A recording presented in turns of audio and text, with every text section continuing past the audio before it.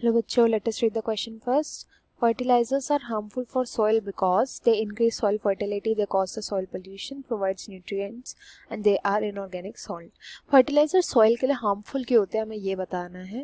तो यहाँ पे की कंसेप्ट यूज किया जाएगा that will be fertilizers. Fertilisers को देखेंगे. देखो फर्टिलाइजर्स क्यों चाहिए होते हैं. फॉर एग्जांपल मेरे पास ये पीस ऑफ लैंड है, ये ज़मीन है मेरे पास, ठीक है. इस ज़मीन पे मैंने प्लांट्स को उगाया.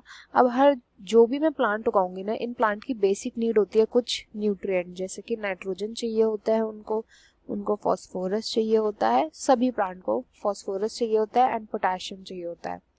एंड ये यूजुअली कहाँ से लेते हैं, ये सॉइल से लेते हैं, ठीक है, इन सभी न्यूट्रिएंट को. बट सॉइल कितना ही देगा इन सब न्यूट्रिएंट को. तो एक टाइम आता है जब ये सॉइल में से डिप्लीट होने लगते हैं, वहां से गायब होने लगते हैं न्यूट्रिएंट धीरे धीरे करके.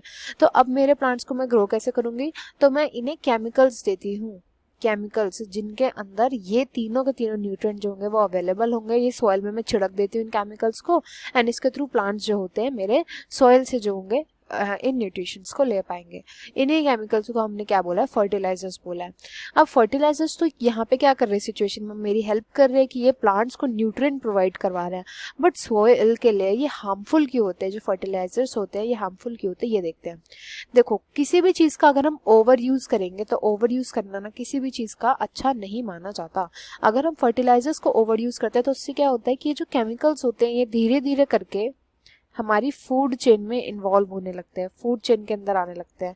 एंड इससे क्या होता है, जो एपेक्स प्रेडेटर्स होते हैं, एपेक्स प्रेडेटर मतलब फूड चेन में जो सबसे एंड के प्रेडेटर होते हैं, उनके अंदर ये डिजीज कॉज करने लगते हैं. तो सबसे पहला इनका हार्मफुल इफेक्ट है.